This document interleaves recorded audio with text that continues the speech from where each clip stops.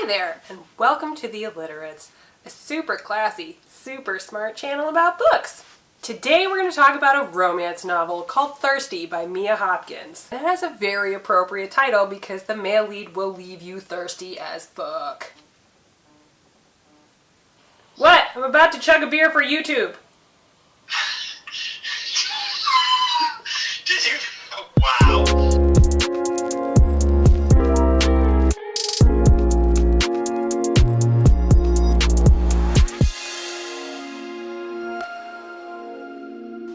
Cheers. Oh, it's so cold. It's so cold. Are you supposed to do this with dark beer? Yep, that's got a lot of hops. Oh god, I didn't go to college. I feel like you practice doing this in college.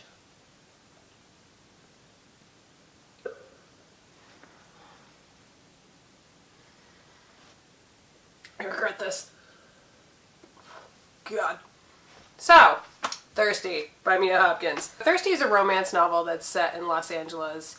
It centers around a man named Ghost, or Sal. We're going to call him Sal for the purposes of this review because I feel like Sal is the man that he wants to be, whereas Ghost is the man that he was. He just got out of prison. He is a member of a gang, the ESHB. It's a fictional gang, the Eastside Hollenbecks, primarily a Latino gang in Eastern LA, and he got caught doing some shit he shouldn't have been. I'm not going to go into that because I want to try to keep this review as spoiler-free as possible for you guys. The book opens with him getting kicked out of his friend's house, him and his friend, because his friend was running around on his girl. Don't do that. And he's walking down the street kind of like, well shit, now where do I go?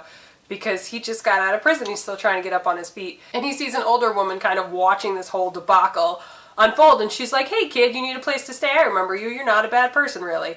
And he was like, sure. She's like, I got a garage. You can sleep in it, clean it out, and I'll charge you minimal rent. And he's like, sweet. So it's there that he meets Vanessa, who is this woman's granddaughter. Vanessa is a single mother. She has a daughter. She kind of met and fell for Sleepy, who was a gang member, and she got knocked up. And then he dies. That's not a spoiler. You know almost immediately that he dies. It's like, hey, there's this character, Vanessa. She had a husband. He did. She's very goal-oriented still, just like she was in school. Everything is for that daughter. She lives a very straight and narrow life. She doesn't really date around. She doesn't hang out with people from the neighborhood. She is an accountant, so she's got a 9-to-5 job, and she's studying to progress in that job. So that's kind of her focus. She's got her daughter, she's got her studying, she's got to watch out for her grandmother too, and that's her life. And then Sal comes into her life. And it's one of those things where you're very goal-oriented, you gotta focus, and then all of a sudden it's like, who that? Who's that? But she doesn't ever lose sight of the fact that she's got a daughter, and she has all these goals, and she has this career path, and she's got a trajectory, and she's not gonna let some dude knock her off of that.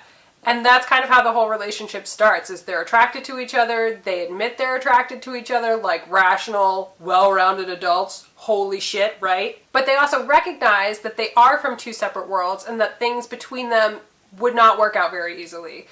So what do? Like rational adults, they're like, maybe we just hook up for a while. And then there's just this slow build of tension. You know what kind of tension I'm talking about. Mia Hopkins can write some sex scenes. Girls, if you read this, double up on birth control, because you're going to be fertile. Sal is... Yep, I'm here for Sal. I should say that this entire book is told from Sal's perspective, and it was so well done.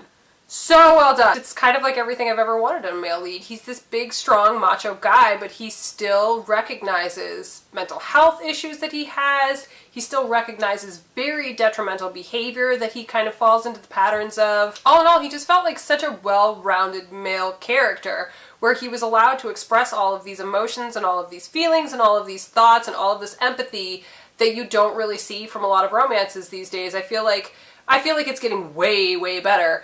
But, you know, let's say 5 years ago, the trend was like these huge, hulking, just rage beast dudes who were tattoos, they were muscles, and that was kind of it. Like, they were shitbags other than that. They didn't really treat the female leads well, and they just acted like men that in real life you would run screaming from. Sal had so much more depth to his character. He was so much more in tune with everything that was going on around him. Not just his own emotions, but everyone else. He actually had empathy, like believable, realistic empathy.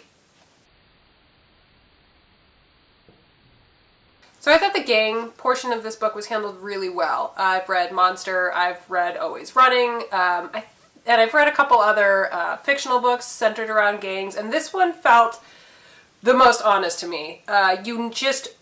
It's always kind of there. Sal really wants to break free, he wants to get out, he wants to do different things with his life, he doesn't want to end up dead, basically. And you feel that pressure around him all the time of, you don't leave this. Like, you're in this for life, this is your life, and you just never feel like he has an easy option to get out of this. As for them falling in love, if you will, I mean, this is a romance, obviously, they fall in love, so I just felt like that was one of the best handled, most believable romances I've ever read. It just happens in such an organic, fluid, believable, natural way. I just really cannot recommend this book enough for anybody who likes romance, likes more progressive romance, likes diverse romance, and is looking for very well-developed characters, very believable characters, and a very organic relationship. But still something that's sexy as fuck? Yeah, this is for you.